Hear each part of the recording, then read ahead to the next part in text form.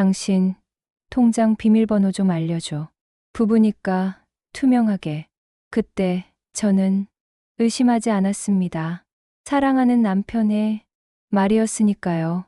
하지만 지금 생각하면 그 순간이 시작이었습니다. 제 인생이 무너지기 시작한 그 순간 산부인과 복도의 차가운 바닥에 쓰러져 있었습니다. 임신 9개월. 배는 무겁고 숨은 가빴습니다. 간호사들이 달려왔지만 저는 그들의 목소리가 멀게만 들렸습니다. 우리 아기는 괜찮은 걸까? 의식이 흐릿해지는 순간 1년 전 그날이 떠올랐습니다. 여러분, 안녕하세요. 오늘도 이렇게 찾아와 주셔서 감사합니다. 지금 어디에서 이 이야기를 듣고 계신가요? 출퇴근길 지하철이나 버스에서, 집에서 편하게, 혹은 잠들기 전 침대에서 들으시는 분들 댓글로 알려주시면 반갑게 인사드리겠습니다. 오늘의 이야기가 궁금하시다면 좋아요와 구독 부탁드립니다. 여러분의 작은 관심이 더 좋은 이야기를 만드는 큰 힘이 됩니다. 그럼 이제 시작하겠습니다. 2023년 3월 중학교 동창회가 열린 날이었습니다. 명예퇴직을 한 지 석 달째였고 저는 매일이 무료했습니다. 7년간 아이들에게 음악을 가르치던 삶에서 갑자기 학교가 사라졌으니까요. 통폐합이라는 이름으로 제 일자리도 함께 증발해 버렸습니다. 혼자 사는 원룸에서 하루 종일 핸드폰만 들여다보던 어느 날 동창회 단톡방에 초대장이 올라왔습니다. 20년 만의 모임이라고 했습니다. 갈까 말까 고민했지만 결국 나갔습니다. 집에만 있기엔 답답했으니까요. 동창회장 입구에 들어서는 순간 낯선 얼굴들이 스쳐 지나갔습니다. 20년이란 시간은 누구에게나 가혹했습니다. 통통했던 아이는 날씬해졌고 말랐던 아이는 풍채가 좋아졌으며 개구쟁이였던 아이는 점잖은 표정을 짓고 있었습니다. 그때 한 남자가 제게 다가왔습니다. 강태준. 학창시절 반장이었던 그 남자. 단정한 네이비 정장에 은색 시계 그리고 부드러운 미소. 20년이란 세월이 그를 완전히 다른 사람으로 만들어 놓았습니다. 그는 먼저 반갑게 인사를 건넸고 명함을 꺼내 보여줬습니다. 대성건설 전무라는 직함이 박혀 있었습니다. 저는 명함을 받으며 대단하다고 생각했습니다. 재벌가 임원이라니 저 같은 명예퇴직 교사와는 다른 세계의 사람처럼 느껴졌습니다. 그가 제 근황을 물었고 저는 솔직하게 대답했습니다. 명예퇴직했다고, 지금은 새 일을 찾고 있다고. 그 순간 그의 표정이 미묘하게 변했습니다. 지금 생각하면 그건 기회를 포착한 표정이었습니다. 마치 사냥감을 발견한 맹수처럼. 하지만 그땐 몰랐습니다. 동창회가 끝난 후 그가 커피를 제안했습니다. 오랜만에 만났으니 조금 더 이야기를 나누자고 했습니다. 저는 고개를 끄덕였습니다. 혼자 있는 시간이 너무 많았던 저에게 누군가와 대화를 나눈다는 것 자체가 반가웠으니까요. 카페에 앉아 이런저런 이야기를 나눴습니다. 학창 시절의 추억, 그동안의 삶, 미래의 계획. 그는 제 이야기를 진지하게 들어줬습니다. 고개를 끄덕이며 공감하며 때로는 농담으로 웃음을 주었습니다. 제가 좋아하는 음악 이야기를 하자 그는 클래식 공연 티켓을 같이 예매하자고 제안했습니다. 이 사람 정말 괜찮은 사람인가 봐. 그날 이후 그에게서 카카오톡이 왔습니다. 오늘 재밌었다고, 다음에 또 만나자는 메시지였습니다. 저는 설레는 마음으로 답장을 보냈습니다. 일주일에 두세 번씩 만남이 이어졌습니다. 식사를 하고 영화를 보고 한강을 산책했습니다. 그는 제가 좋아하는 파스타집을 기억했고 제가 힘들어하면 따뜻한 말로 위로해 줬습니다. 저는 조금씩 마음을 열기 시작했습니다.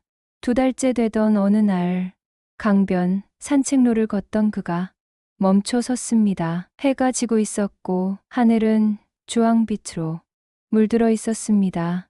그가 제 손을 잡으며 말했습니다. 좋아한다고, 진심이라고. 저는 심장이 터질 것 같았습니다. 35살의 저에게 찾아온 첫 번째 진지한 연애였습니다. 고아원 출신인 저는 늘 가족에 대한 갈망이 있었습니다.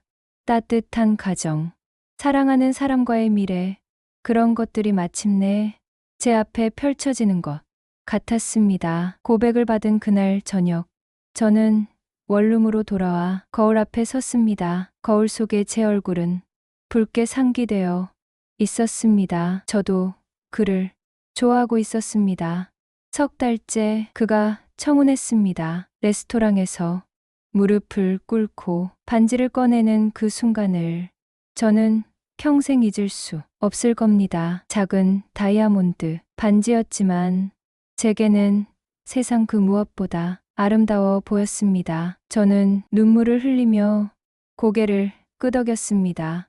드디어 나도 가족이 생기는구나. 하지만 결혼 준비 과정은 뭔가 이상했습니다. 그는 작은 결혼식을 원했습니다. 집안이 조용한 걸 선호한다고 했습니다. 시댁 어른들은 언제 뵐 수 있냐고 물으니 어머니가 해외 출장 중이라며 결혼 후에 천천히 뵙자고 했습니다. 재벌가는 원래 이런가 보다. 저는 그렇게 생각했습니다. 의심하지 않았습니다. 결혼식은 정말 조촐했습니다. 하객은 제 친구 서너 명과 그의 직장 동료 몇 명뿐이었습니다. 시댁 식구는 단 한 명도 오지 않았습니다.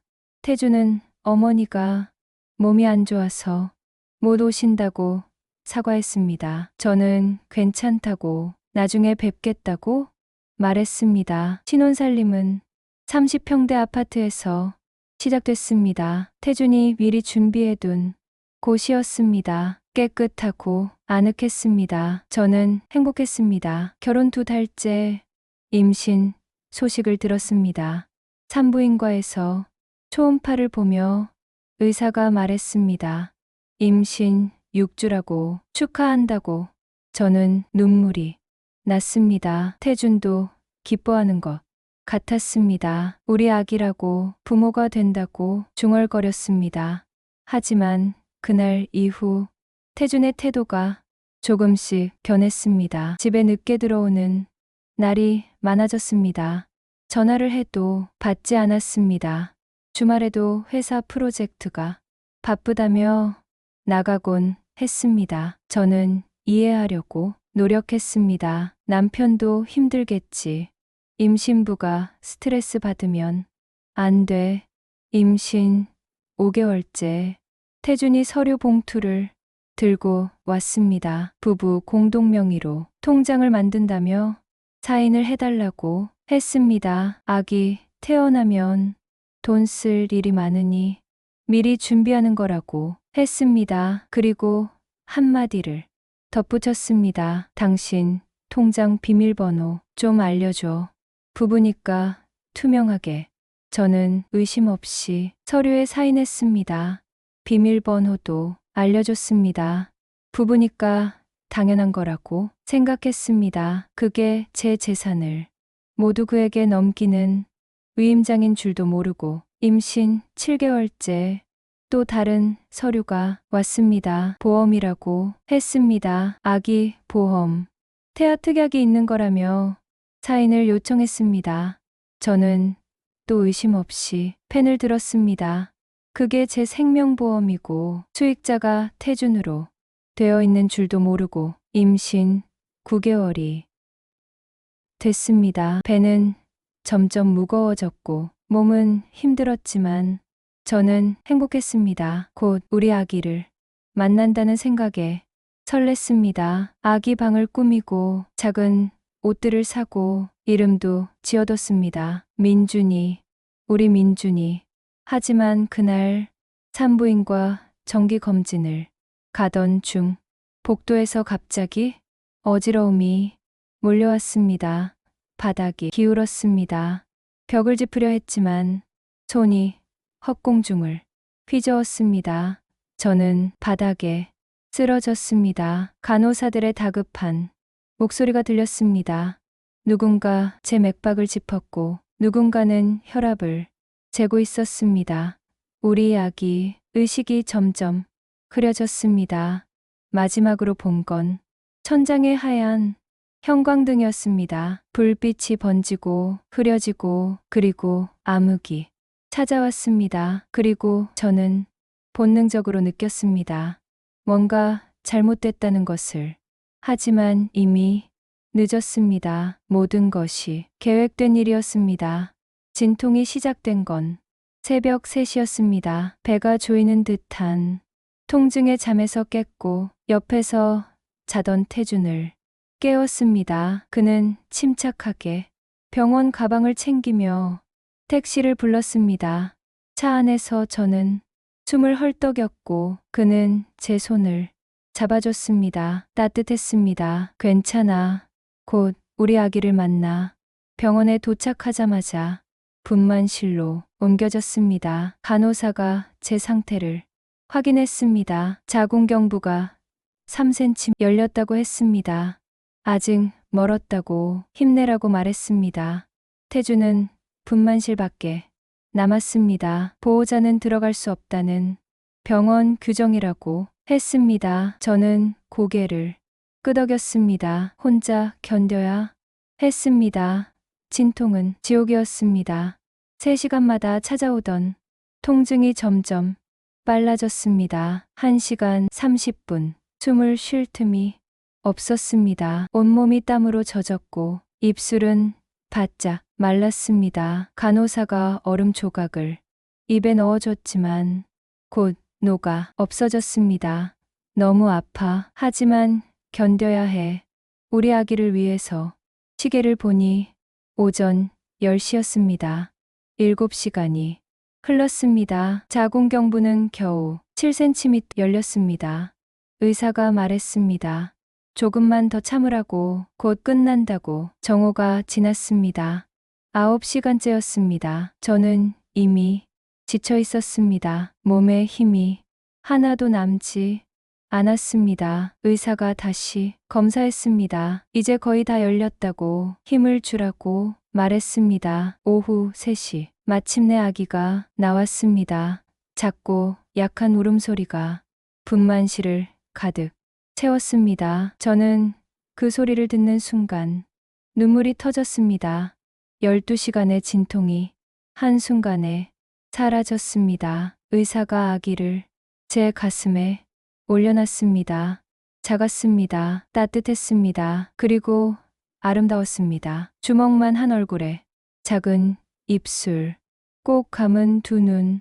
제 품에 안긴 아기는 울음을 멈추고 조용히 숨을 쉬었습니다. 저는 아기를 꽉 껴안았습니다. 우리 민준이, 엄마가 널 만났어. 엄마가 널 지켜줄게. 간호사가 아기를 데려갔습니다. 씻기고 체중을 재야 한다고 했습니다. 저는 아기를 보내며 손을 흔들었습니다. 곧 다시 볼 수 있을 거라고 생각했습니다. 회복실로 옮겨졌습니다. 침대에 누워 천장을 바라봤습니다. 온몸이 아팠지만 마음은 행복으로 가득했습니다. 엄마가 됐어. 나 엄마가 됐어. 1시간쯤 지났을까요?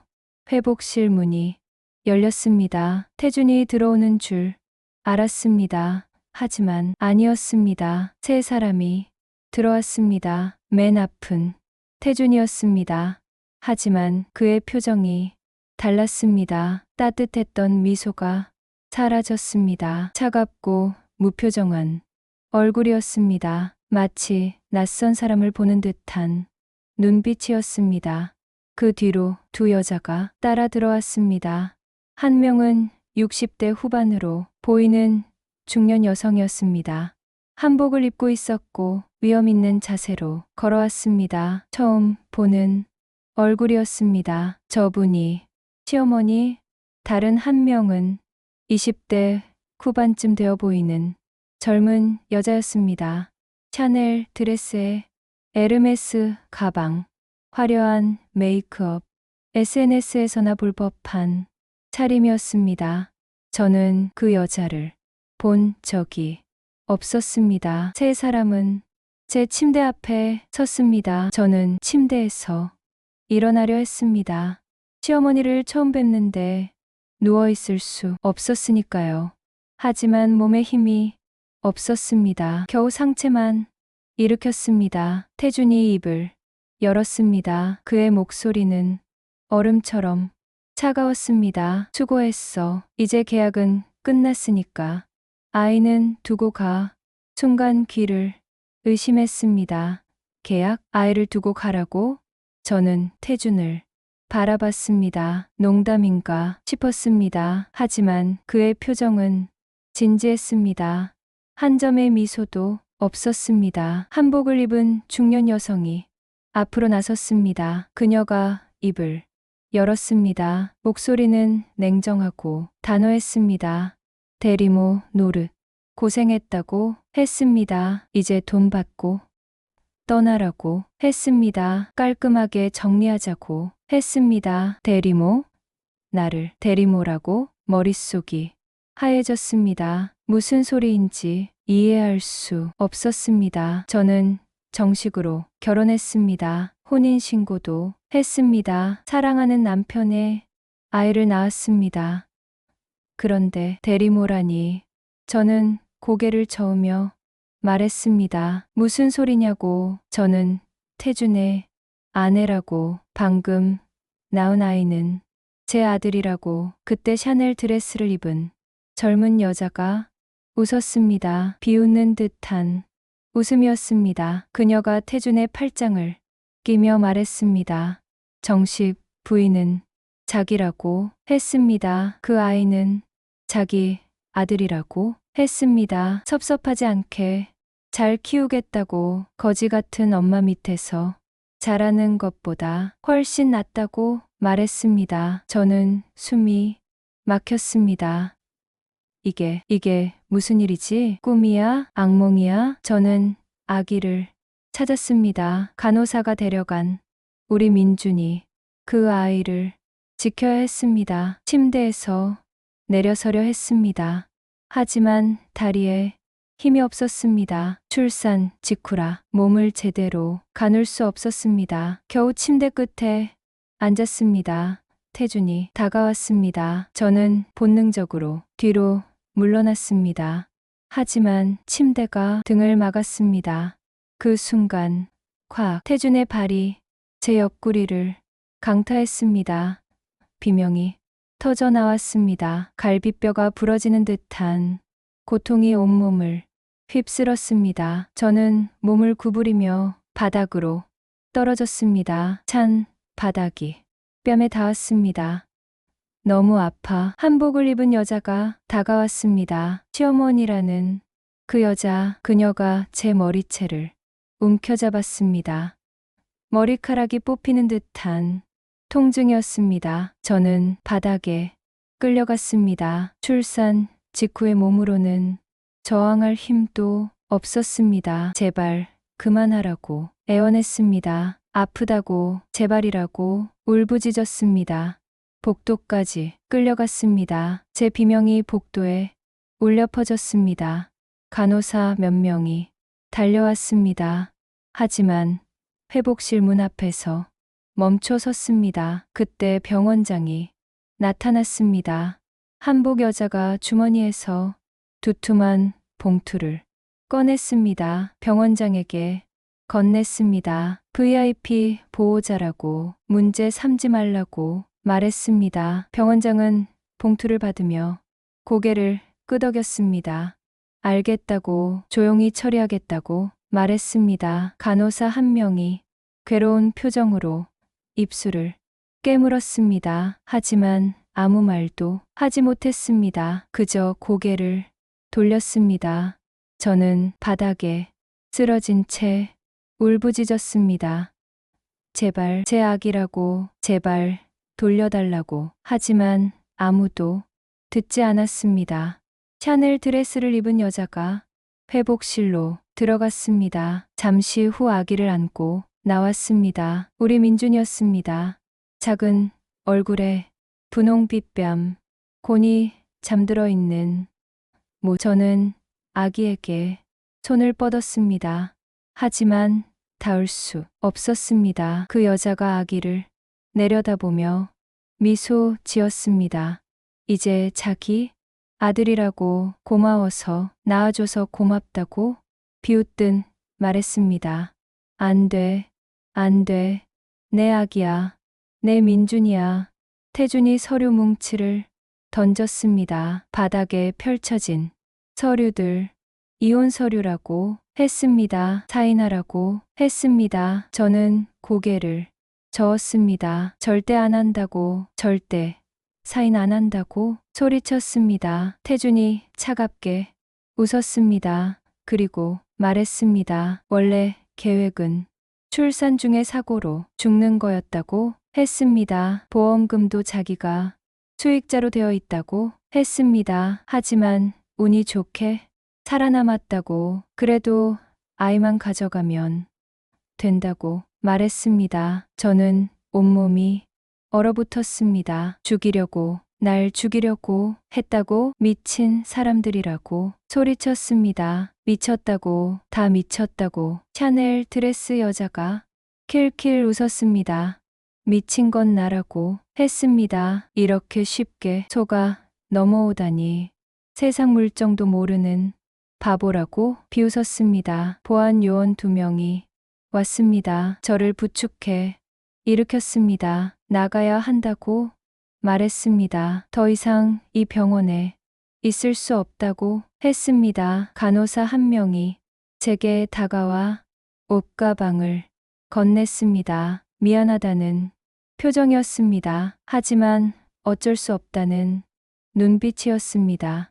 저는 옷을 입었습니다. 출산복 위에 걸친 얇은 가디건, 슬리퍼를 신었습니다. 그게 전부였습니다. 복도를 걸어 나왔습니다. 비틀거렸습니다. 출산한 지 겨우 5시간. 몸은 아직 회복되지 않았습니다. 다리가 후들거렸고 하혈은 계속됐습니다.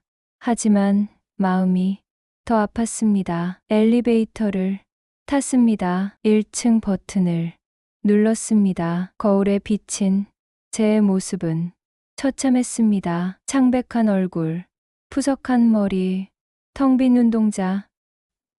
이게 나야? 로비로 나왔습니다. 밤 9시였습니다. 바깥은 어두웠습니다. 차가운 바람이 얼굴을 때렸습니다. 병원 정문을 나섰습니다. 거리에는 사람들이 지나다녔습니다.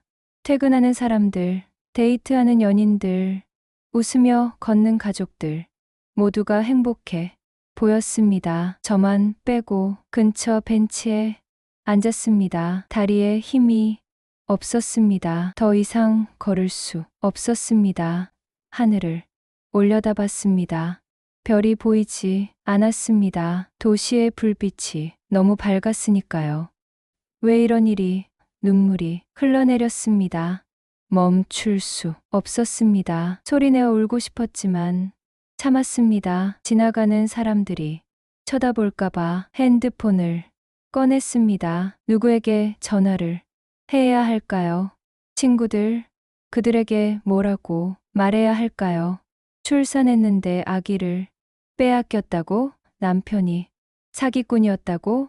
부끄러웠습니다. 창피했습니다. 다들 날 비웃겠지. 어떻게 그렇게 쉽게 속냐고. 핸드폰을 내려놓았습니다. 그냥 벤치에 앉아 있었습니다. 시간이 얼마나 흘렀는지 몰랐습니다. 새벽 2시가 됐습니다. 거리는 텅 비었습니다. 추웠습니다. 가디건 하나로는 부족했습니다.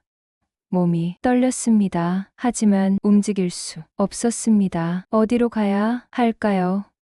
그곳은 이제 제 집이 아닙니다. 태준의 집입니다. 친구 집. 새벽에 찾아가 뭐라고 말해야 할까요? 저는 그냥 벤치에 앉아 있었습니다. 하늘이 밝아오기 시작했습니다. 새벽 5시였습니다. 일어나야 해. 움직여야 해. 겨우 몸을 일으켰습니다. 비틀거리며 걸었습니다. 24시간 편의점을 찾았습니다. 안으로 들어갔습니다. 따뜻했습니다. 화장실에 들어가 거울을 봤습니다. 더 처참해진 제 얼굴이 보였습니다. 이제 어떻게 하지? 하지만 한 가지는 확실했습니다. 포기할 수 없다는 것. 제 아기를 되찾아야 한다는 것. 어떻게든 반드시. 편의점 화장실에서 하룻밤을 보냈습니다. 변기 뚜껑을 닫고 그 위에 앉아 있었습니다. 형광등 불빛이 눈을 찔렀지만 어둠보다는 나았습니다. 문틈으로 사람들의 발소리가 들렸습니다. 새벽에 출근하는 사람들, 야근을 마치고 돌아가는 사람들. 저는 그 소리를 들으며 생각했습니다.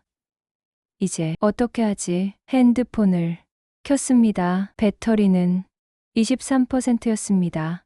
은행 앱을 열었습니다. 계좌 잔액을 확인했습니다. 842원. 그게 전부였습니다. 명예퇴직금으로 모았던 3천만 원, 결혼 전 적금으로 쌓아놨던 1천만 원. 모두 사라졌습니다. 태준이 위임장으로 인출했을 겁니다.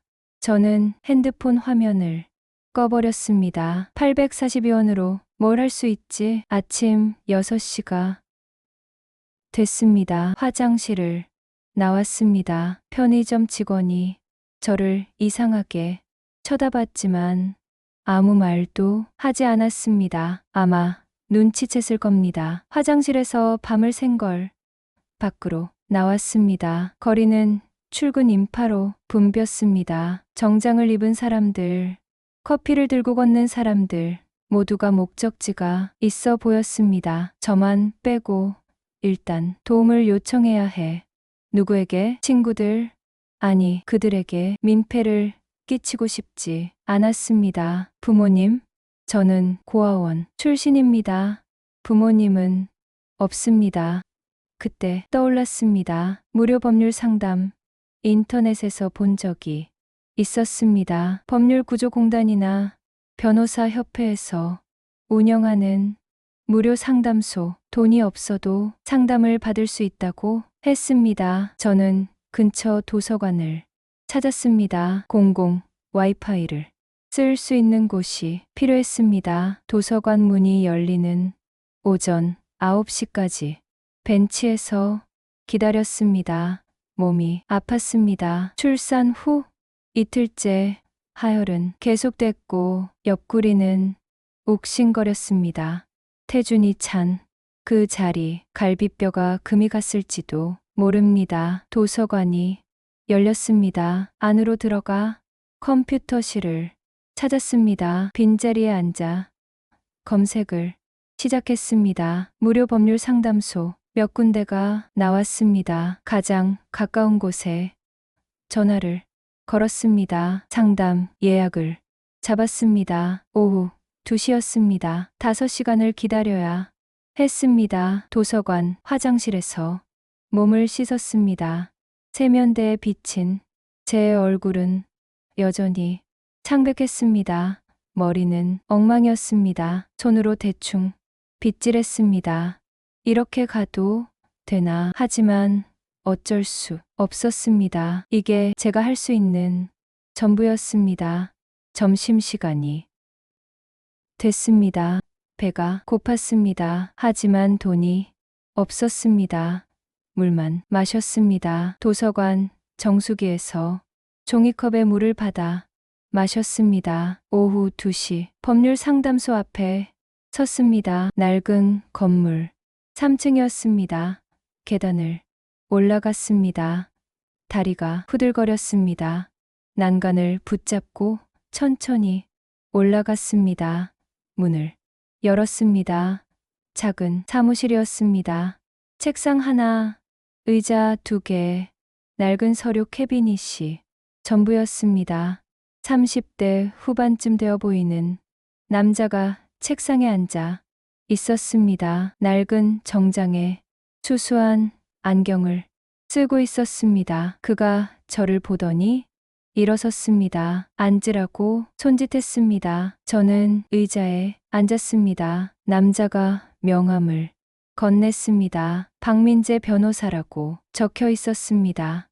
그가 물었습니다. 무슨 일로 왔냐고. 저는 모든 것을 이야기했습니다. 소개팅에서 만난 남자, 결혼, 임신, 위임장에 서명한 것, 출산, 직후의 배신, 폭행, 아기를 빼앗긴 것, 재산을 빼앗긴 것. 말하는 동안 눈물이 났습니다. 참으려 했지만 멈출 수 없었습니다. 박민재는 진지하게 들으며 메모했습니다. 표정은 딱딱했지만 눈빛은 따뜻했습니다. 제 이야기가 끝나자 그가 펜을 내려놓았습니다. 그리고 입을 열었습니다. 증거가 필요합니다. 지금은 진술만 있고 물적 증거가 없어요. 증거. 그 말이 가슴에 박혔습니다. 증거가 없으면 어떻게 되냐고 물었습니다. 그가 대답했습니다. 법정에서 이길 수 없다고 했습니다. 상대는 재벌가고 돈도 있고 권력도 있다고 했습니다. 증거 없이는 싸움 자체가 불가능하다고 말했습니다. 저는 고개를 떨궜습니다. 증거라. 그가 계속 말했습니다. 녹취록, 문자 메시지, 서류, 증인 있으면 전부 가져오라고 했습니다. 그래야 싸울 수 있다고 했습니다. 위험할 수도 있다고 경고했습니다. 상대는 권력이 있으니 방에 공작도 있을 거라고 했습니다. 그래도 할 거냐고 물었습니다. 저는 고개를 끄덕였습니다. 하겠다고. 아기를 위해서라면 뭐든 하겠다고 대답했습니다. 박민재가 명함을 다시 꺼냈습니다. 제 연락처라고. 증거를 찾으면 바로 연락하라고 말했습니다. 저는 명함을 받아들었습니다. 손이 떨렸습니다. 할 수 있어. 해야 해. 상담소를 나왔습니다. 계단을 내려가며 생각했습니다. 증거 무엇이 있을까요? 태준과 주고받은 문자 메시지. 그건 아직 제 핸드폰에 남아 있습니다. 통장, 거래, 내역. 언제 돈이 빠져나갔는지 확인할 수 있습니다. 위임장. 제가 서명한 그 서류 있을까요? 그리고 병원. 그날 폭행을 목격한 간호사들. 하나씩 모아야 해.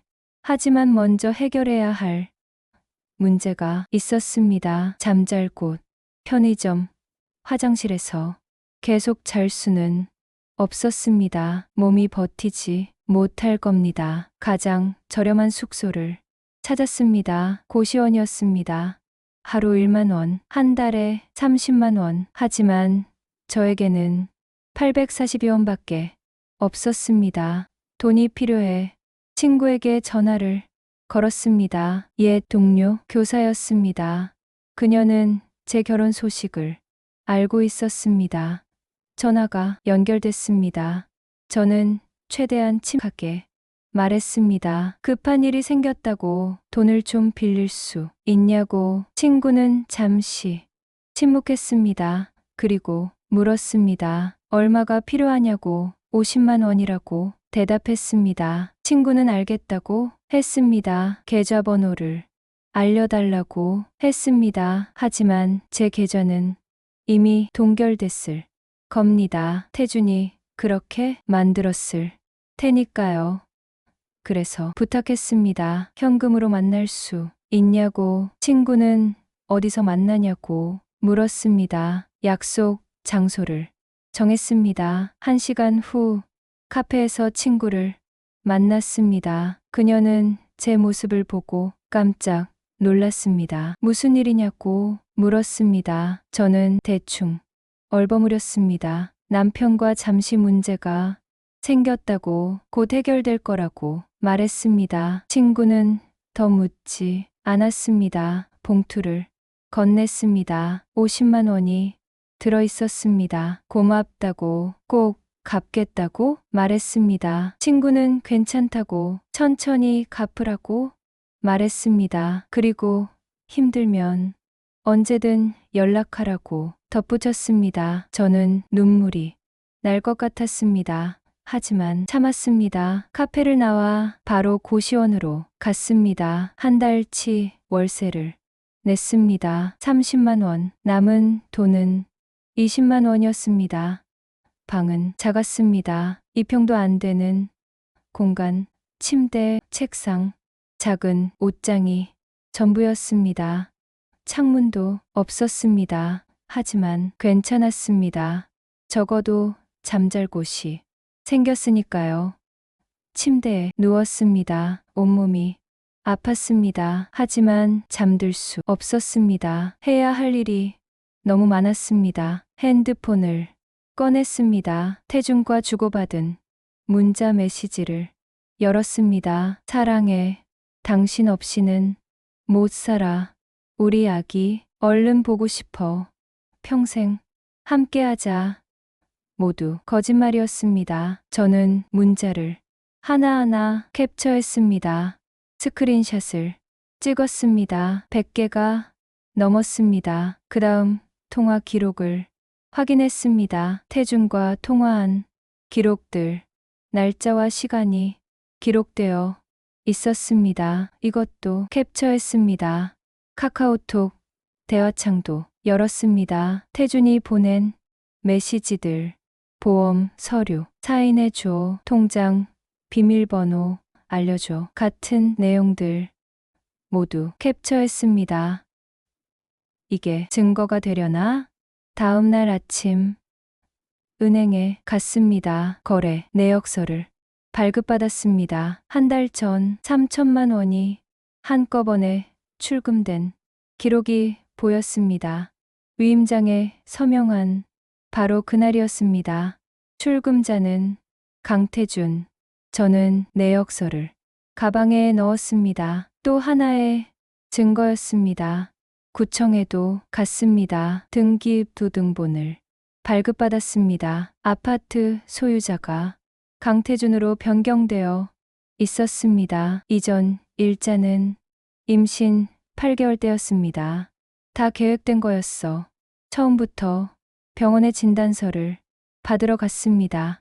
출산 후 폭행당한 상처. 늦으면 증거가 사라진다고 박민재가 말했습니다. 응급실로 갔습니다. 의사에게 상황을 설명했습니다. 진찰을 받았습니다. 갈비뼈에 금이 갔다고 했습니다. 진단서를 받았습니다. 2주 안정 필요, 진료비는 2만 원이었습니다. 남은 돈은 18만 원이 됐습니다. 고시원으로 돌아왔습니다. 책상에 수집한 증거들을 펼쳐놓았습니다. 문자 메시지 캡처 100장, 통장, 거래, 내역서, 등기부등본, 진단서. 이걸로 충분할까? 아니었습니다. 박민재가 말했습니다. 더 많은 증거가 필요하다고. 녹취록, 증인, 결정적인 증거. 저는 핸드폰을 들었습니다. 녹음 앱을 설치했습니다. 태준을 미행해야 해. 그와 윤서의 대화를 녹음해야 해. 위험했습니다. 들키면 더 큰 일을 당할 수도 있었습니다. 하지만 해야 했습니다. 침대에 누워 천장을 바라봤습니다. 형광등이 깜빡. 음악 선생이 법정에서 싸운다. 말도 안 되는 일이었습니다. 하지만 해야 해. 내 아기를 위해서라면. 주먹을 꽉 쥐었습니다. 기다려, 민준아. 엄마가 반드시 너를 되찾을게. 일주일이 흘렀습니다. 매일 태준의 회사 근처를 배회했습니다. 멀찍이 떨어져서 그의 동선을 파악했습니다. 출근 시간, 점심 시간, 퇴근 시간 모두 메모했습니다. 모자를 깊게 눌러쓰고 마스크로 얼굴을 가렸습니다. 들키면 안 됐습니다. 들키면 모든 계획이 무너질 테니까요. 태주는 규칙적으로 움직였습니다. 매일 오전 9시에 출근했고 정오에 회사 근처 레스토랑에서 점심을 먹었습니다. 그리고 일주일에 3번, 화요일과 목요일과 토요일에는 윤서아를 만났습니다. 저 여자, 내 아기를 안고 있겠지. 분노가 치밀었습니다. 하지만 참았습니다. 감정을 드러내면 안 됐습니다. 냉정해야 했습니다. 어느 목요일 점심시간 태준과 윤서아가 이탈리안 레스토랑에서 나왔습니다. 둘은 걸으며 이야기를 나눴습니다. 저는 10m쯤 뒤에서 따라갔습니다. 핸드폰 녹음 버튼을 눌렀습니다. 주머니에 넣은 채로 최대한 가까이 다가가야 했습니다. 윤서아의 웃음소리가 들렸습니다. 그녀가 말했습니다. 그 여자 완전 바보였다고. 그렇게 쉽게 속다니 믿기지 않는다고 태준이 대꾸했습니다. 어머니 계획이 완벽했다고. 아이도 얻고 재산도 빼앗고 일석이조라고 말했습니다. 제 손이 떨렸습니다. 녹음이 잘 되고 있는지 확인하고 싶었지만 움직일 수 없었습니다. 계속 따라가야 했습니다. 윤서아가 또 말했습니다. 보험금은 언제 받냐고 물었습니다. 태준이 답했습니다. 조금 더 기다려야 한다고. 지금 당장은 의심받을 수 있으니 시간을 두자고 말했습니다. 보험금. 날 죽여서 보험금을. 온몸에 소름이 돋았습니다. 윤서아가 다시 말했습니다. 그래도 아기는 귀엽다고. 우리 아들이라고 중얼거렸습니다. 태준이 비웃었습니다. 애는 뭐 손주만 있으면 되는 거라고. 그 여자는 이제 아무 쓸모 없다고 말했습니다. 저는 참을 수 없었습니다. 하지만 참아야 했습니다. 녹음을 멈추면 안 됐습니다. 윤서아가 걱정스럽다는 투로 말했습니다. 혹시 그 여자가 소송을 걸면 어쩌냐고 물었습니다. 태준이 자신만만하게 대답했습니다. 돈도 없는데 무슨 변호사를 구하겠냐고. 설령 구한다 해도 우리 변호사한테는 못 이긴다고 말했습니다. 오만해. 너무 오만해. 두 사람이 헤어졌습니다. 태주는 회사로 돌아갔고 윤서아는 명품 매장 쪽으로 걸어갔습니다. 저는 골목으로 들어가 녹음을 멈췄습니다. 파일을 확인했습니다. 5분 23초. 선명하게 녹음됐습니다. 됐어. 결정적인 증거를 잡았어. 고시원으로 돌아와 박민재에게 전화를 걸었습니다. 녹음 파일을 확보했다고 말했습니다. 그는 당장 사무실로 오라고 했습니다. 상담소로 갔습니다. 박민재는 녹음 파일을 들었습니다. 진지한 표정으로 끝까지 들었습니다. 파일이 끝나자 그가 고개를 끄덕였습니다. 이거면 됩니다. 결정적인 증거예요. 제 가슴이 뛰었습니다. 정말이냐고 물었습니다. 그가 대답했습니다. 본인들 입으로 사기를 인정했다고. 보험 사기 계획까지. 이건 형사 사건으로도 갈 수 있다고 말했습니다. 저는 안도의 한숨을 쉬었습니다. 하지만 박민재가 말을 이었습니다. 한 가지 더 필요하다고 했습니다. 병원 간호사의 증언이라고. 그분이 증언해 주시면 완벽하다고 말했습니다. 간호사. 그날 저를 괴로워하며 바라보던 그 간호사.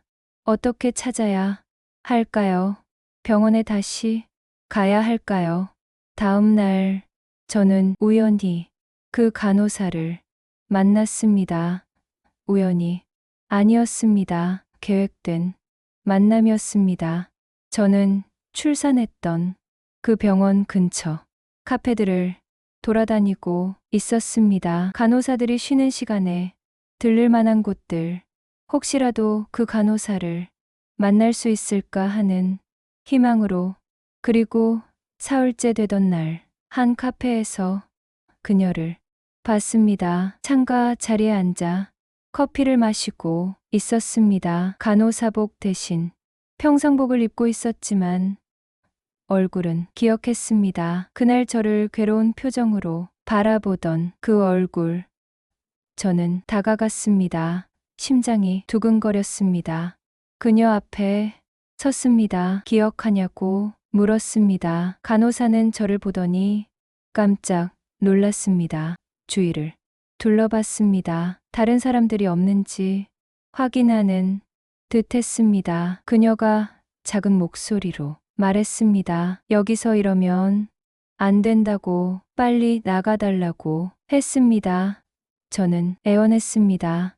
잠깐만이라도 이야기를 나누자고, 제발이라고 부탁했습니다. 간호사는 망설였습니다. 그리고 작게 고개를 끄덕였습니다. 10분만이라고. 10분 후에 병원 뒤편 공원에서 만나자고 말했습니다. 10분 후 공원 벤치에 앉아 기다렸습니다. 간호사가 왔습니다. 주위를 살피며 제 옆에 앉았습니다. 저는 부탁했습니다. 증언해 달라고, 그날 목격한 것을 법정에서 말해 달라고 애원했습니다. 간호사는 얼굴이 창백해졌습니다. 그렇게 하면 자기도 잘릴 거라고, 아니, 그보다 더한 일을 당할 수도 있다고 말했습니다. 무섭냐고 물었습니다. 그녀가 고개를 끄덕였습니다. 저도 무섭다고 말했습니다. 하지만 제 아기를 되찾아야 한다고, 증언 없이는 이길 수 없다고 설명했습니다.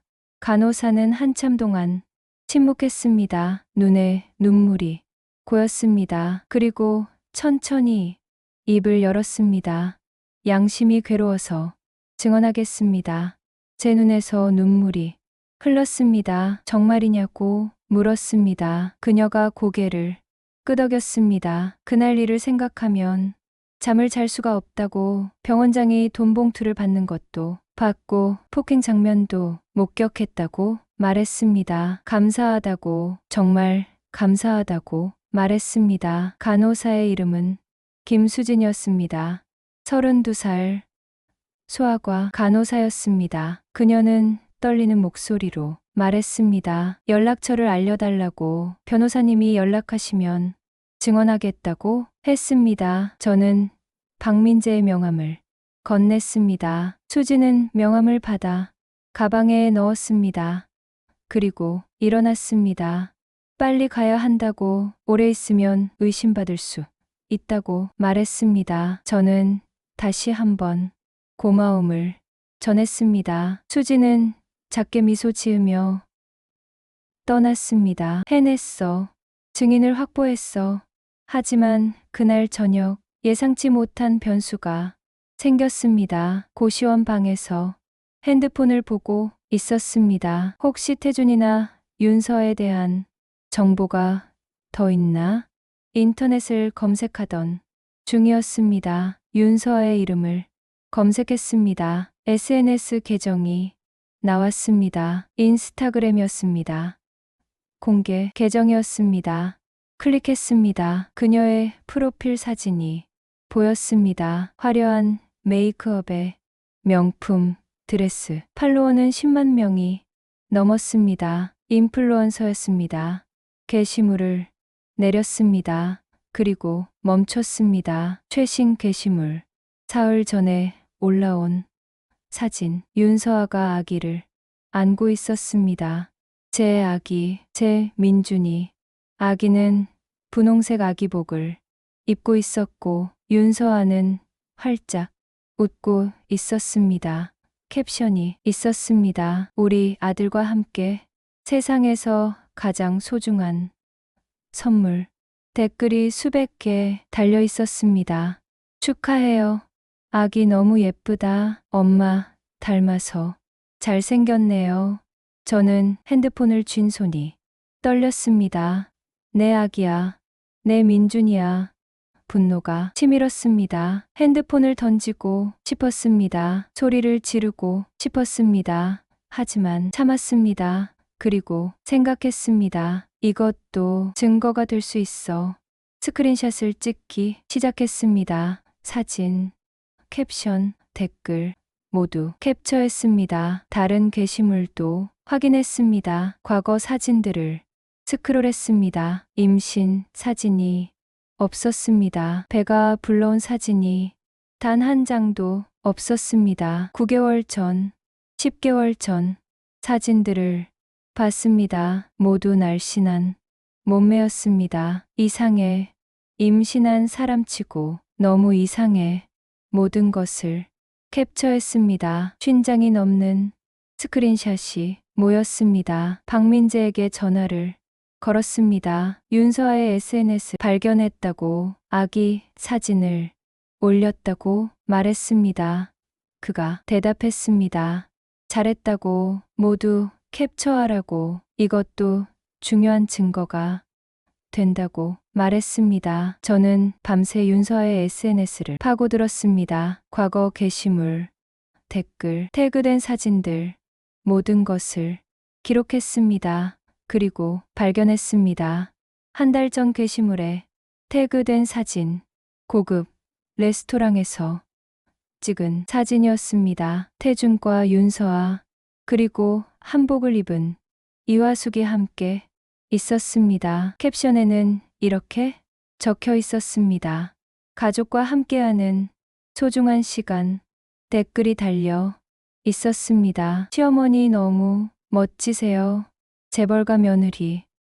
부럽다. 저는 스크린샷을 찍었습니다. 이것들이, 이 모든 게 증거야. 태준 일가의 오만함이 그들의 발목을 잡기 시작했습니다. 그들은 너무 자신만만했습니다. 저를 완전히 무력한 존재로 봤습니다. 그래서 SNS에 당당하게 사진을 올렸고 녹음될 줄도 모르고 대화를 나눴습니다. 실수했어. 너희들 큰 실수를 했어. 새벽 3시까지 증거를 정리했습니다. 폴더를 만들어 체계적으로 분류했습니다. 녹음 파일, 문자 캡처, SNS 스크린샷, 거래, 내역서, 등기부등본, 진단서, 그리고 증인, 김수진. 이제 준비가 거의 끝났어. 박민재가 말했습니다. 조만간 소송을 제기할 수 있을 거라고.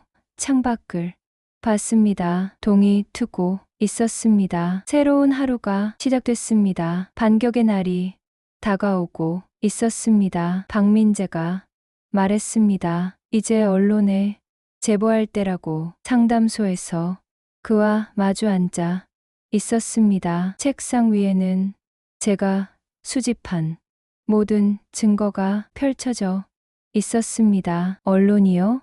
저는 되물었습니다. 그가 설명했습니다. 재벌가를 상대로 싸우려면 여론이 필요하다고, 사람들이 이 사건을 알아야 한다고 말했습니다. 하지만 걱정됐습니다. 상대가 재벌가인데 언론을 통제할 수 있지 않냐고 물었습니다. 박민재가 고개를 저었습니다. 모든 언론이 그런 건 아니라고, 정의로운 기자들도 있다고 말했습니다. 자기가 아는 기자에게 연락해 보겠다고 덧붙였습니다. 저는 고개를 끄덕였습니다. 언론, 세상에 알려지는 거야. 무서웠습니다. 제 이야기가 기사로 나가면 모든 사람이 알게 될 겁니다. 부끄러웠습니다. 이렇게 쉽게 속았다는 게.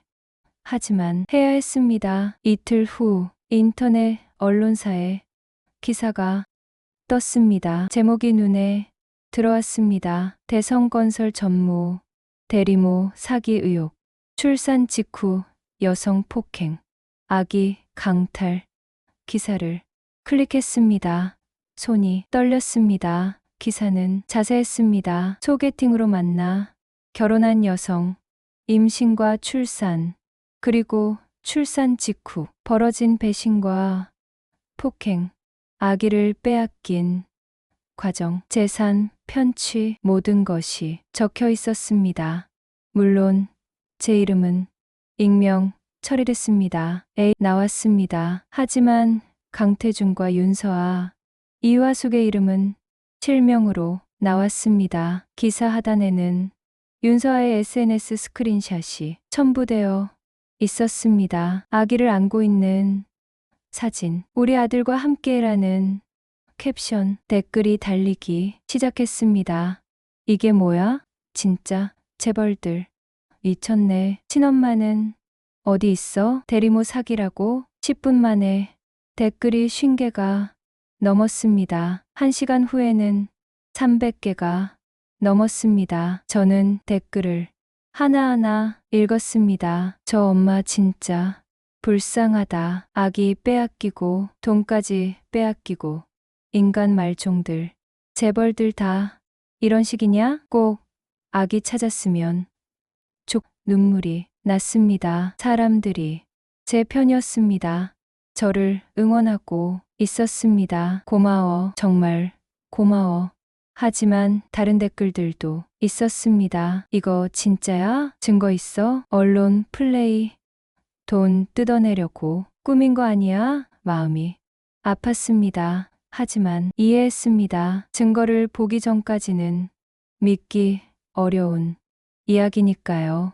오후가 되자 다른 언론사들도 기사를 내기 시작했습니다. 대성건설 강태준 전무 결혼 사기 의혹, 증폭, 윤서아 인스타그램 논란, 임신 사진 전무 대리모 의혹, 재벌가 며느리 윤서아 친모 아닌가? 기사가 쏟아졌습니다. 포털 사이트 실시간 검색어에 올랐습니다. 강태준 대리모, 윤서아 사기, 대성건설 의혹 모두 상위권에 올라 있었습니다. 저는 핸드폰을 쥐고 떨었습니다. 이제 세상이 알게 됐어. 다음 날 아침 더 큰 기사가 떴습니다. 윤서아 SNS 분석, 임신 흔적 찾아볼 수 없어. 기사는 윤서아의 인스타그램을 철저히 분석했습니다. 9개월 전부터 현재까지의 모든 게시물 단 한 장도 배가 불러온 사진이 없었습니다. 오히려 날씬한 몸매를 자랑하는 사진들 뿐이었습니다. 댓글이 폭발했습니다. 이거 완전 증거잖아. 임신한 사람이 저렇게 날씬할 수가. 대리모 확실하네. 친엄마 찾아줘야지. 윤서아의 인스타그램으로 사람들이 몰려들었습니다.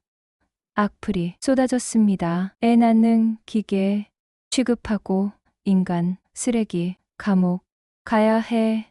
친엄마한테 돌려줘. 윤서아는 SNS 비공개로 전환했습니다. 하지만 이미 늦었습니다. 캡처된 사진들이 커뮤니티 곳곳에 퍼졌습니다. 강태준의 회사도 타격을 받기 시작했습니다. 주가가 떨어졌습니다. 하루 만에 5% 하락했습니다. 투자자들이 불안해했습니다. 거래처에서 연락이 왔다고 했습니다. 이미지 관리가 안 되면 계약을 재검토하겠다고 대성건설 홈페이지에도 댓글이 달렸습니다. 이런 회사랑 거래 못해. 도덕성 제로. 불매 운동 해야 함. 언론은 계속 파고들었습니다. 대성건설 이화숙 회장, 손주 집착, 며느리 대리모 사기, 주도 의혹, 강태준 전무 보험금 사기 계획까지 출산 중 사막 노린 듯 기사는 더욱 자극적이 됐습니다. 하지만 모두 사실이었습니다. 저는 고시원 방에서 뉴스를 보며 눈물을 흘렸습니다. 사람들이 진실을 알아가고 있었습니다. 하지만 그날 오후 예상치 못한 일이 벌어졌습니다. 박민재에게서 전화가 왔습니다. 그의 목소리가 급했습니다. 큰일이라고 했습니다. 무슨 일이냐고 물었습니다. 강태준 측 변호사들이 저를 명예훼손으로 역고소했다고 말했습니다. 명예훼손? 나를 박민재가 설명했습니다. 허위 사실 유포로 명예를 훼손했다는 이유라고 5억 원 손해배상 청구와 형사 고소를 동시에 진행한다고 했습니다. 저는 숨이 막혔습니다. 5억. 제가 어떻게 그 돈을 감당합니까? 박민재가 말했습니다. 걱정 마세요. 오히려 좋습니다. 오히려 좋다고요? 저는 되물었습니다. 그가 설명했습니다. 이제 정면으로 법정에서 싸울 수 있다고 우리가 준비한 모든 증거를 공개할 명분이 생겼다고 말했습니다. 저는 여전히 불안했습니다. 하지만 박민재는 확신에 찬 목소리로 말했습니다. 이길 수 있다고, 증거가 충분하다고, 이제 소송 준비를 본격적으로 시작하자고 했습니다. 저는 고개를 끄덕였습니다. 이제 정말 시작이구나. 일주일 후 또 다른 전환점이 찾아왔습니다. 박민재가 연락했습니다. 출산 병원에 CCTV 복구했다고 말했습니다. CCTV 저는 물었습니다. 그가 설명했습니다. 병원 측이 삭제했다고 주장했지만 복구 전문가를 통해 살려냈다고 했습니다. 회복실 복도시고 그날의 폭행 장면이 선명하게 담겨 있다고 말했습니다. 제 심장이 뛰었습니다. 정말이냐고 물었습니다. 박민재가 확답했습니다. 태준이 발로 차는 장면, 이화숙이 머리채를 잡는 장면, 병원장이 돈봉투를 받는 장면 모두 담겨 있다고 말했습니다. 해냈어. 결정적인 증거를. 박민재가 말했습니다. 이제 준비가 끝났다고 소송을 제기하자고 했습니다. 언제냐고 물었습니다. 내일이라고 그가 대답했습니다. 그날 밤 저는 잠들 수 없었습니다. 침대에 누워 천장을 바라봤습니다. 내일이면 법정에 서게 됩니다. 강태준과 윤서아, 이화숙과 마주하게 됩니다. 무서웠습니다. 하지만 동시에 기대됐습니다. 드디어 반격할 수 있습니다. 드디어 제 아기를 되찾을 수 있습니다. 핸드폰을 꺼냈습니다. 사진첩을 열었습니다. 출산 직후 찍은 단 한 장의 사진. 간호사가 제 핸드폰으로 찍어준 사진. 아기를 안고 있는 제 모습. 민준아. 손가락으로 화면을 쓰다듬었습니다. 조금만 기다려. 엄마가 곧 너를 데리러 갈게. 창밖을 봤습니다. 별이 빛나고 있었습니다. 내일이면 모든 게 달라질 겁니다. 반격의 시간이 왔습니다. 이제 숨을 곳이 없을 거야. 너희들. 재판은 이틀 후로 잡혔습니다. 박민재가 모든 서류를 준비했습니다. 소장, 증거 목록, 증인 신청서. 법원에 제출했습니다. 이제 돌이킬 수 없었습니다. 저는 고시원방에서 재판 준비를 했습니다. 박민재가 준 자료를 읽고 또 읽었습니다. 법정에서 어떻게 말해야 하는지, 어떤 질문이 나올지, 어떻게 대답해야 하는지. 긴장됐습니다. 손이 떨렸습니다. 재판 전날 밤이었습니다. 시간은 밤 10시. 저는 침대에 누워 내일을 생각하고 있었습니다. 그때 복도에서 인기척이 들렸습니다. 발소리, 무거운 발소리가 제 방 앞에 멈췄습니다. 문을 두드리는 소리가 아니었습니다.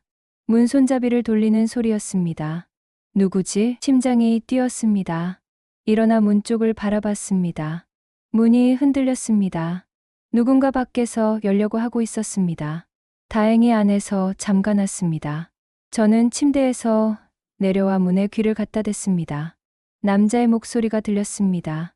2명, 아니 3명. 열쇠가 있냐고 묻는 소리. 관리인한테 받아야 한다는 대답. 이 사람들 누구지? 공포가 밀려왔습니다. 본능적으로 알았습니다. 태준이 보낸 사람들이라는 것을. 복도에서 발소리가 멀어졌습니다. 계단을 내려가는 소리. 저는 재빨리 핸드폰을 집어들었습니다. 박민재에게 전화를 걸려다 멈췄습니다. 새벽에 어떻게, 아니, 경찰. 112에 전화해야 했습니다. 하지만 그 순간 핸드폰이 울렸습니다. 모르는 번호였습니다. 받았습니다. 여성의 목소리가 들렸습니다. 차갑고 위험 있는 목소리. 이화숙이었습니다. 5억 갖고 포기해. 아니면 당신 인생 끝장난다. 손이 떨렸습니다. 이화숙이 계속 말했습니다. 5억은 큰돈이라고, 평생 편하게 살 수 있다고, 재판 포기하고 이혼 서류에 사인만 하면 바로 준다고 말했습니다. 거절하면 어떻게 되냐고 물었습니다.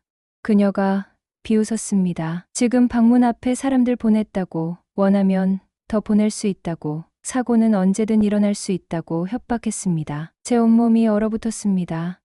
위협, 노골적인 위협이야. 이화숙이 말했습니다.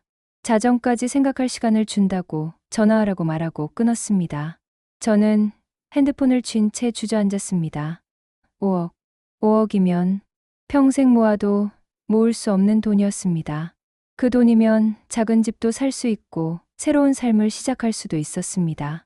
하지만 민준이는요, 제 아기는요. 저는 핸드폰 사진첩을 열었습니다. 민준이를 안고 있는 사진, 그리고 녹음 파일 폴더를 열었습니다. 출산 직후 녹음한 파일이 있었습니다. 민준이의 첫 울음소리였습니다. 저는 그 소리를 들으며 눈물을 흘렸습니다. 안 돼. 포기할 수 없어. 5억, 그게 뭐가 중요합니까? 제 아들을 돈으로 바꿀 수는 없었습니다. 자정이 됐습니다. 핸드폰이 울렸습니다. 이화숙이었습니다. 저는 받지 않았습니다. 거절 버튼을 눌렀습니다. 다시 울렸습니다. 또 거절했습니다. 문자가 왔습니다.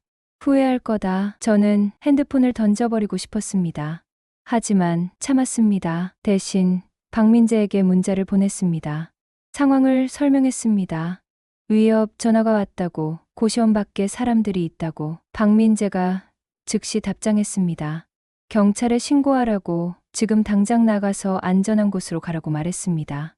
저는 가방을 쌌습니다. 최소한의 짐만, 핸드폰, 지갑, 증거 파일이 든 USB. 문을 조심스럽게 열었습니다. 복도를 살폈습니다. 아무도 없었습니다. 계단을 내려갔습니다. 1층 로비로 나왔습니다. 관리는 졸고 있었습니다. 밖으로 나왔습니다. 거리를 둘러봤습니다. 검은 세단이 길 건너편에 서 있었습니다. 차 안에 사람의 실루엣이 보였습니다. 감시하고 있어. 저는 반대 방향으로 걸었습니다. 빠르게 뒤를 돌아보지 않았습니다. 24시간 카페를 찾았습니다. 안으로 들어가 구석 자리에 앉았습니다. 새벽 3시였습니다. 재판은 오전 10시였습니다. 7시간을 버텨야 했습니다. 잠들 수 없었습니다. 눈을 감으면 방문을 열려던 그 소리가 들렸습니다. 새벽 6시, 박민재에게서 전화가 왔습니다. 저는 받았습니다. 그의 목소리가 이상했습니다. 떨리고 있었습니다. 무슨 일이냐고 물었습니다. 그가 대답했습니다. 교통사고를 당했다고 말했습니다. 뭐라고? 새벽 5시쯤 집에서 나오는데 차가 갑자기 돌진해 왔다고, 피했지만 다리를 다쳤다고, 지금 병원이라고 말했습니다. 저는 숨이 막혔습니다. 심한가요? 재판은요? 어떻게 하죠? 박민재가 말했습니다. 자기는 못 간다고, 다리가 부러져서 움직일 수 없다고 했습니다. 혼자서 가야 한다고 말했습니다. 혼자? 내가 혼자? 패닉이 밀려왔습니다. 변호사 없이 법정에 선다고요? 상대는 변호사가 여러 명인데요. 박민재가 설명했습니다.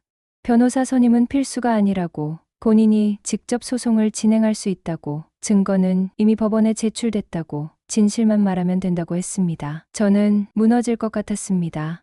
할 수 있을까? 혼자서. 박민재가 말했습니다.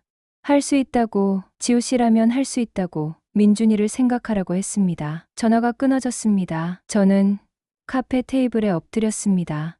모든 게 무너지는 것 같았습니다. 사고, 우연일 리 없어. 이화숙이 보낸 거야. 그들은 박민재까지 제거했습니다. 저를 완전히 무력하게 만들려고. 시계를 봤습니다. 오전 1시. 3시간 후면 재판이었습니다. 어떻게 하지? 어떻게? 오전 9시 30 법원 앞에 섰습니다. 사람들이 많았습니다. 기자들, 시민들, 그리고 여성들이 수백 명 모여 있었습니다. 손에 피켓을 들고 있었습니다. 아기를 엄마에게 재벌 사기 규탄, 지우 씨를 응원합니다. 저는 멈춰 섰습니다. 한 여성이 다가왔습니다. 50대쯤 되어 보였습니다. 우리가 함께 한다고 말했습니다. 혼자가 아니라고, 우리 모두가 응원한다고 했습니다. 제 눈에서 눈물이 흘렀습니다. 고마워, 정말 고마워. 다른 여성들도 다가왔습니다. 손을 잡아줬습니다. 어깨를 토닥였습니다. 힘내라고, 이길 수 있다고, 우리가 있다고 말했습니다. 저는 고개를 끄덕였습니다. 법원 계단을 올라갔습니다. 한 걸음 한 걸음 법정 앞에 섰습니다. 문을 열고 들어갔습니다. 반대편에 태준과 윤서아, 이화숙이 앉아 있었습니다. 변호사 4명이 옆에 있었습니다. 고급 양복을 입고 서류를 펼쳐놓고 있었습니다. 그들은 저를 보며 비웃었습니다. 혼자 왔다는 걸 알았습니다. 박민재가 없다는 걸. 저는 원고석에 앉았습니다. 손이 떨렸습니다. 다리에 힘이 없었습니다. 할 수 있을까? 정말로. 방청석을 돌아봤습니다. 수백 명의 여성들이 앉아 있었습니다. 응원의 눈빛으로 저를 바라보고 있었습니다. 나 혼자가 아니야. 저 사람들이 함께해. 판사가 입장했습니다. 재판이 시작됐습니다. 판사가 말했습니다. 원고 측 진술을 들어보겠다고. 저는 일어났습니다. 다리가 떨렸습니다. 하지만 섰습니다. 마이크 앞에 섰습니다. 숨을 깊이 들이마셨습니다. 그리고 입을 열었습니다. 저는 대리모가 아닙니다. 엄마입니다. 제 목소리가 법정에 울려 퍼졌습니다. 떨렸지만 또렷했습니다. 방청석에서 박수가 터져 나왔습니다. 판사가 조용히 하라고 했습니다. 저는 계속 말했습니다. 10달 동안 배 속에 품어 12시간 진통을 견뎠다고. 처음 품에 안았을 때 세상에서 가장 행복했다고. 그런데 빼앗겼다고, 폭행당했다고, 돈을 빼앗겼다고, 목숨까지 위협받았다고 말했습니다. 증거가 있다고, 녹음 파일도 있고, 증인도 있다고 말했습니다. 제 아들을 돌려달라고, 제발 돌려달라고 애원했습니다. 말하는 동안 눈물이 흘렀습니다. 방청석에서 흐느끼는 소리가 들렸습니다. 저는 마지막으로 말했습니다. 저는 대리모가 아니라고, 엄마라고, 친엄마라고 외쳤습니다. 앉았습니다. 온몸에 힘이 빠졌습니다. 하지만 해냈습니다. 혼자서 법정에서 말했습니다. 판사가 피고 측 반론을 요청했습니다. 태준의 변호사가 일어났습니다. 50대 중반의 남자, 명품, 양복을 입고 자신만만한 표정이었습니다. 그는 서류를 펼치며 말했습니다. 원고의 주장은 허위라고, 증거가 조작됐을 가능성이 있다고, 명예훼손으로 역고소했다고 강조했습니다. 방청석에서 웅성거림이 일었습니다. 판사가 조용히 하라며 망치를 두드렸습니다. 변호사가 계속 말했습니다. 원고는 금전적 목적으로 이 소송을 제기했다고, 재벌가를 상대로 돈을 뜯어내려는 시도라고 주장했습니다. 저는 주먹을 쥐었습니다. 거짓말. 다 거짓말이야. 판사가 물었습니다. 원고 측 증거를 제출하라고. 저는 떨리는 손으로 유해를 꺼냈습니다. 법원 직원에게 건넸습니다. 스크린에 파일 목록이 떴습니다. 녹음 파일, 문자 메시지 캡처, 거래 내역서, 등기부등본, 진단서, SNS 스크린샷. 판사가 녹음 파일부터 재생하라고 지시했습니다. 법정의 스피커 소리가 울려 퍼졌습니다. 윤서아의 목소리가 들렸습니다. 그 여자 완전 바보였어. 그렇게 쉽게 속다니 믿기지 않아. 태준의 목소리가 이어졌습니다. 어머니, 계획이 완벽했잖아. 아이도 얻고 재산도 빼앗고 보험금은 언제 받을 거야? 조금 더 기다려야지. 지금 당장은 의심받을 수 있으니까. 법정이 조용해졌습니다. 윤서아의 얼굴이 창백해졌습니다. 태준은 입술을 깨물었습니다. 녹음이 계속 재생됐습니다. 그래도 애는 귀여워. 우리 아들. 애야 뭐 손주만 있으면 되는 거지. 그 여자는 이제 아무 쓸모 없어. 방청석에서 탄식이 터져 나왔습니다. 판사가 녹음을 멈췄습니다. 피고 측에 물었습니다. 이 녹음에 대해 할 말이 있냐고. 태준의 변호사가 일어났습니다. 불법 녹음이라고 증거 능력이 없다고 주장했습니다. 저는 벌떡 일어났습니다. 대화 당사자 일방의 녹음은 합법이라고 박민재 변호사가 알려줬다고 말했습니다. 판사가 고개를 끄덕였습니다. 대법원 판례에 따라 합법이라고 증거로 채택한다고 선언했습니다. 태준의 변호사는 앉았습니다. 얼굴에 당황한 기색이 역력했습니다. 판사가 다음 증거를 요청했습니다. 문자 메시지 캡처가 스크린에 떴습니다. 통장, 비밀번호 알려줘. 부부니까 투명하게. 보험, 서류 사인해줘. 하나하나 명확했습니다. 거래, 내역서가 공개됐습니다. 3천만 원이 한꺼번에 출금된 날짜. 위임장에 서명한 바로 그날. 등기부등본이 공개됐습니다. 소유자가 강태준으로 변경된 기록. 진단서가 공개됐습니다. 갈비뼈 골절, 머리 타박상, 이주 안정 필요. 판사가 물었습니다. 피고 측, 이 증거들에 대해 반박할 게 있냐고. 변호사가 말했습니다. 위임장은 원고가 자발적으로 서명했다고, 출금도 합법적이라고 주장했습니다. 하지만 목소리에 힘이 없었습니다. 판사가 증인을 부르라고 지시했습니다. 법정 문이 열렸습니다. 김수진이 들어왔습니다. 간호사복을 입고 있었습니다. 얼굴은 긴장으로 굳어 있었지만 걸음은 단호했습니다. 증인석에 앉았습니다. 판사가 선서를 하라고 했습니다. 수진은 손을 들고 선서했습니다. 진실만을 말하겠다고 판사가 물었습니다. 출산 당일 무엇을 목격했냐고. 수진이 입을 열었습니다. 피고 강태준이 원고를 발로 찼습니다. 갈비뼈를 겨냥해서요. 방청석이 술렁였습니다. 수진이 계속 말했습니다. 피고 이화숙이 원고의 머리채를 잡고 다닥으로 끌었다고, 원고는 제발 그만하라고 애원했다고 증언했습니다. 그리고 결정적인 증언을 했습니다. 이화숙이 병원장에게 두툼한 돈봉투를 건넸다고, 직접 목격했다고, VIP 보호자니까 문제 삼지 말라는 말을 들었다고 말했습니다. 판사가 물었습니다. 확실하냐고. 수진이 고개를 끄덕였습니다. 확실하다고. 그날 이후 양심이 괴로워 잠을 못 잤다고, 지금이라도 진실을 밝히고 싶다고 말했습니다. 이화숙이 자리에서 일어났습니다. 거짓말이라고 소리쳤습니다. 판사가 호통쳤습니다. 앉으라고. 한 번 더 그러면 퇴정시키겠다고 경고했습니다. 이화숙은 떨리는 다리로 앉았습니다. 판사가 마지막 증거를 요청했습니다. CCTV 영상이 재생됐습니다. 병원, 복도, 날짜와 시간이 화면 상단에 표시됐습니다. 회복실 문이 열리고 제가 끌려 나오는 장면이 보였습니다. 태준이 발로 제 옆구리를 차는 장면. 이화숙이 제 머리채를 잡는 장면. 제가 바닥에 쓰러져 울부짖는 장면. 간호사들이 달려오지만 멈춰서는 장면. 병원장이 나타나 돈봉투를 받는 장면. 모든 것이 선명하게 담겨 있었습니다. 법정이 완전히 조용해졌습니다. 윤서아가 울음을 터뜨렸습니다. 태준은 고개를 떨궜습니다. 이화숙은 입술을 깨물며 주먹을 쥐었습니다. 영상이 끝났습니다. 판사가 피고 측에 물었습니다. 이 영상에 대해 할 말이 있냐고. 변호사가 일어서려 했지만 말을 잇지 못했습니다. 앉았습니다. 태준이 일어났습니다. 변명을 하려는 듯 했습니다. 하지만 판사가 손을 들어 막았습니다. 충분히 봤다고, 더 이상 들을 필요가 없다고 말했습니다. 판사가 서류를 정리했습니다. 그리고 입을 열었습니다. 재판부는 충분히 심리했습니다.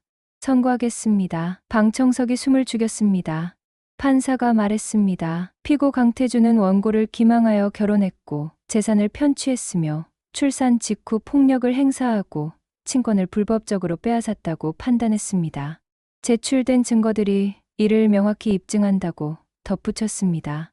따라서 원고 한지우의 친권을 인정한다고 선언했습니다. 아이는 즉시 원고에게 인도할 것을 명했습니다. 망치가 내려쳤습니다. 방청석에서 환호가 터져 나왔습니다. 저는 눈물이 쏟아졌습니다. 믿을 수 없었습니다. 이겼어. 이겼어. 판사가 계속 말했습니다. 피고 강태준은 원고에게 편취한 재산 전액을 반환하고 이자료 5천만 원을 지급하라고 명했습니다. 추가로 사기, 폭행, 재산 편취 혐의로 형사 고발을 권고한다고 밝혔습니다. 피고 윤서아와 이화숙도 공모 혐의로 수사를 받아야 한다고 덧붙였습니다. 망치가 다시 내려쳤습니다. 재판이 끝났습니다. 태준은 고개를 들지 못했습니다. 얼굴은 재처럼 창백했습니다. 윤서아는 계속 울고 있었습니다. 메이크업이 번져 얼굴이 엉망이었습니다. 이화숙은 떨리는 손으로 가방을 움켜쥐었습니다. 위험 있던 자세는 온데간데 없었습니다. 저는 일어났습니다. 다리에 힘이 없었습니다. 하지만 걸었습니다. 법정 문을 나섰습니다. 복도에서 수백 명의 여성들이 기다리고 있었습니다.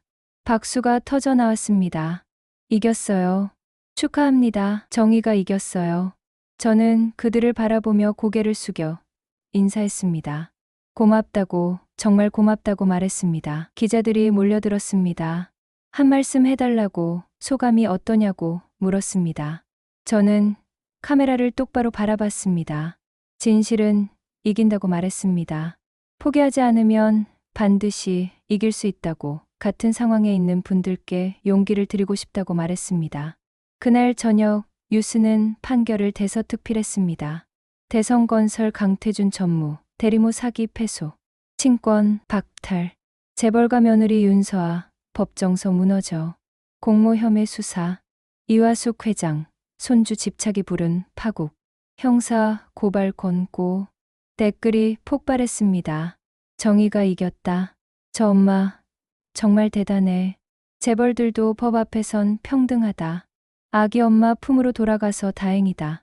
하지만 저는 뉴스를 보지 않았습니다. 민준이를 데리러 가야 했습니다. 판결 다음 날 민준이를 데리러 갔습니다. 법원 집행관과 함께 강태준의 집 앞에 섰습니다. 고급 주택가의 2층 단독주택이었습니다. 제가 한 번도 와본 적 없는 곳이었습니다. 초인종을 눌렀습니다. 윤서아가 문을 열었습니다. 퉁퉁 부은 얼굴, 화장기 없는 창백한 피부, 머리는 헝클어져 있었습니다. 그녀는 저를 보더니 고개를 돌렸습니다. 집행관이 판결문을 보여주며 말했습니다. 아이를 인도하라고. 윤서아는 거실로 들어갔습니다. 잠시 후 민준이를 안고 나왔습니다. 제 아기였습니다. 2달 만에 보는 민준이 조금 더 자란 것 같았습니다. 뺨이 통통해졌고 눈은 더 또렷해졌습니다. 윤서아가 민준이를 제게 건넸습니다. 손이 떨리고 있었습니다. 저는 민준이를 받아 안았습니다. 따뜻했습니다. 작은 심장이 뛰는 게 느껴졌습니다. 우리 민준이. 드디어. 눈물이 쏟아졌습니다. 참을 수 없었습니다. 민준이가 저를 올려다봤습니다. 작은 눈이 깜빡였습니다. 그리고 작게 웃는 것 같았습니다. 날 기억하는 걸까? 엄마를. 윤서아가 뒤돌아 집 안으로 들어갔습니다. 문이 닫혔습니다. 저는 민준이를 꽉 안고 그 집을 떠났습니다. 택시를 타고 고시원으로 돌아왔습니다. 아니, 이제는 고시원이 아니었습니다. 판결로 재산을 돌려받았습니다. 3천만 원과 위자료 5천만 원, 합계 8천만 원. 저는 작은 아파트를 계약했습니다. 20평짜리 투룸이었습니다. 크지는 않았지만 따뜻했습니다. 민준이와 함께 살기에 충분했습니다. 짐을 풀고 아기 침대를 조립했습니다. 분홍색 이불을 깔고 작은 인형들을 놓았습니다. 민준이를 침대에 눕혔습니다. 아기는 편안하게 잠들었습니다. 저는 옆에 앉아 민준이를 바라봤습니다. 드디어 우리 집에 왔어. 일주일이 흘렀습니다. 뉴스는 계속해서 태준 일가의 몰락을 보도했습니다. 먼저 강태준이 구속됐습니다. 사기, 폭행, 재산 편취, 보험 사기 미수, 여러 혐의로 기소됐습니다. 검찰은 징역 7년을 구형했습니다. 구속영장이 발부되던 날 뉴스에서 그의 모습을 봤습니다. 수갑을 찬 채 고개를 숙이고 호송차에 오르는 모습. 기자들의 플래시 세례. 한때 재벌가 전무였던 남자는 이제 죄수복을 입게 됐습니다. 대성건설도 무너졌습니다. 주가가 폭락했습니다. 일주일 만에 30% 하락. 거래처들이 줄줄이 계약을 해지했습니다. 도덕성 없는 회사와는 일할 수 없다는 이유였습니다. 직원들이 사표를 냈습니다. 집단 퇴사가 이어졌습니다. 언론에서는 대성건설이 1년 안에 파산할 것이라 전망했습니다. 이화숙은 회장직에서 물러나야 했습니다. 이사회가 긴급 소집됐고 만장일치로 해임이 결정됐습니다. 30년간 지켜온 회장 자리에서 쫓겨났습니다. 사교계에서도 완전히 외면받았습니다. 자선단체 이사직은 모두 박탈됐고 친하게 지내던 사람들은 연락을 끊었습니다. 명예와 권력, 그녀가 평생 집착했던 모든 것이 하루아침에 사라졌습니다. 뉴스에서 그녀의 집 앞 모습을 봤습니다. 대문 밖에 기자들이 진을 치고 있었지만 그녀는 나오지 않았습니다. 집 안에 숨어 지내고 있다고 했습니다. 윤서아는 더 처참했습니다. 그녀의 인스타그램 계정은 삭제됐습니다. 10만 명의 팔로워, 화려했던 인플루언서 생활 모두 사라졌습니다. 하지만 인터넷에는 그녀에 대한 기록이 남아 있었습니다. 캡처된 사진들, 영상들, 그리고 수많은 악플들. 대리모, 사기범, 인간, 쓰레기, 감옥 가야 해. 그녀는 외출할 수 없었습니다. 거리에서 사람들이 알아보고 손가락질했습니다. SNS에는 그녀를 목격했다는 글들이 올라왔습니다. 결국 그녀는 서울을 떠났다고 했습니다. 어디로 갔는지는 아무도 몰랐습니다. 소문으로는 해외로 도피했다는 이야기도 있었습니다. 윤서아의 부모도 타격을 받았습니다. 아버지가 운영하던 회사가 불매운동으로 매출이 급감했습니다. 폐업위기라는 기사가 떴습니다. 저는 뉴스를 보며 복잡한 감정을 느꼈습니다. 통쾌했습니다. 정의가 구현된 것 같았습니다. 하지만 동시에 허무했습니다. 이렇게 쉽게 무너지는구나. 한때 저를 짓밟았던 사람들, 권력과 돈으로 모든 것을 할 수 있다고 믿었던 사람들, 그들이 이렇게 초라하게 무너지는 모습을 보니 이상하게도 분노보다는 허탈함이 먼저 들었습니다. 한 달이 지났습니다. 저는 민준이와 함께 새로운 일상을 만들어가고 있었습니다. 아침에 일어나 민준이를 씻기고 분유를 먹이고 함께 산책을 나갔습니다. 근처 공원에서 벤치에 앉아 민준이를 무릎에 앉혔습니다. 아기는 나무짚이 흔들리는 걸 신기한 듯 바라봤습니다. 이런 게 행복이구나. 강연 요청이 들어왔습니다. 여성단체, 피해자 지원센터, 대학교, 여러 곳에서 연락이 왔습니다. 제 이야기를 들려달라고 같은 처지의 사람들에게 용기를 주고 싶다고 했습니다. 저는 수락했습니다. 첫 강연은 여성인권단체에서였습니다. 100명이 넘는 사람들이 앉아 있었습니다. 대부분 여성이었지만 남성도 몇 명 보였습니다. 단상에 올라가 마이크를 잡았습니다. 제 이야기를 했습니다.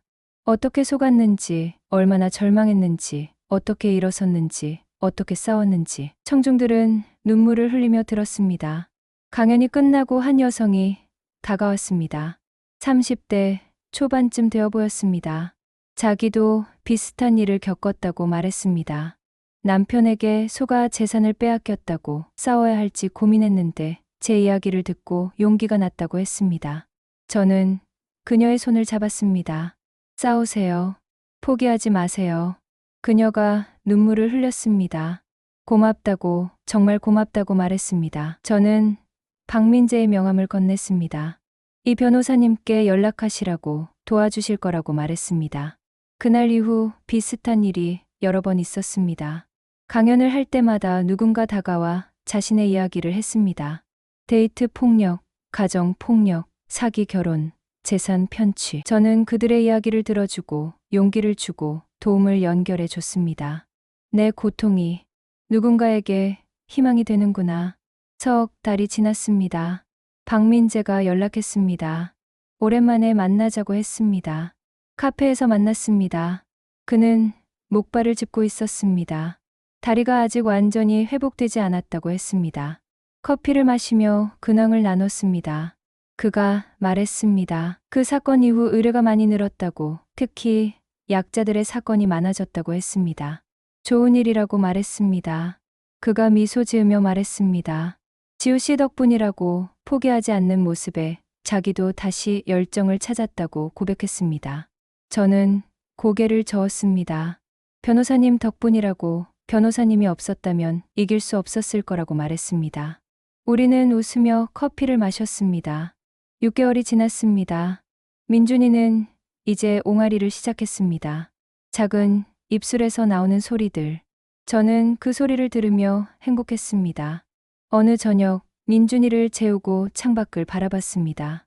해가 지고 있었습니다. 하늘은 주황빛으로 물들어 있었습니다.